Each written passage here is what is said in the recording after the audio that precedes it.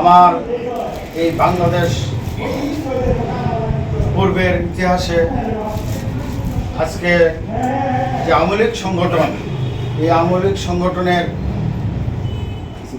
৭৫তম প্রতিষ্ঠাবার্ষিকী উপলক্ষে আমি বলতে হয়, সেই প্রবীণ যারা এই দেশকে বাংলাদেশ হিসেবে উপহার দিয়েছেন এবং এই সংগঠনের মূল ধারাবাহিকতা রেখেছেন, দ্বারবাহক অনেকে ছিলেন। সেই ধারাবাহিকতার প্রতিষ্ঠাতার সূত্র ধরেই আজকের জাতির জনক বঙ্গবন্ধু আমার বাংলাদেশের ইতিহাসে উনি সর্বপ্রথম আমাদেরকে নেতৃত্ব দিয়ে একটি সোনার বাংলাদেশ আমাদেরকে উপহার দিয়েছেন জাতির জনক।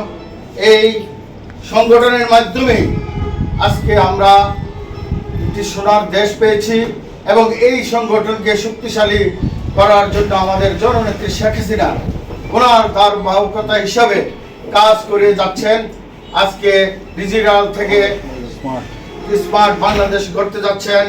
সেই সূত্রে আজকে আমাদের মাননীয় মন্ত্রী 10 নং নির্বাচনী এলাকার আহম মুস্তফা কামাল লোটাস কামাল, যিনি 2বার মন্ত্রী, বিসিবির প্রেসিডেন্ট এবং আইসিসির প্রেসিডেন্ট ছিলেন এবং উনি অর্থমন্ত্রী থাকাকালীন উনি বিশ্বের সেরা অর্থমন্ত্রী উপাধি পেয়েছেন।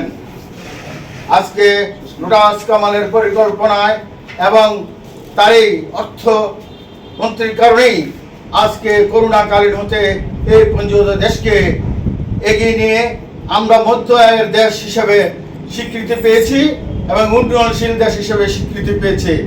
সেজন্য আমি লোটাস কামালের একজন ক্ষুদ্রতম কর্মী, আমি 5 নং পেরুল উত্তর ইউনিয়নের একজন চেয়ারম্যান।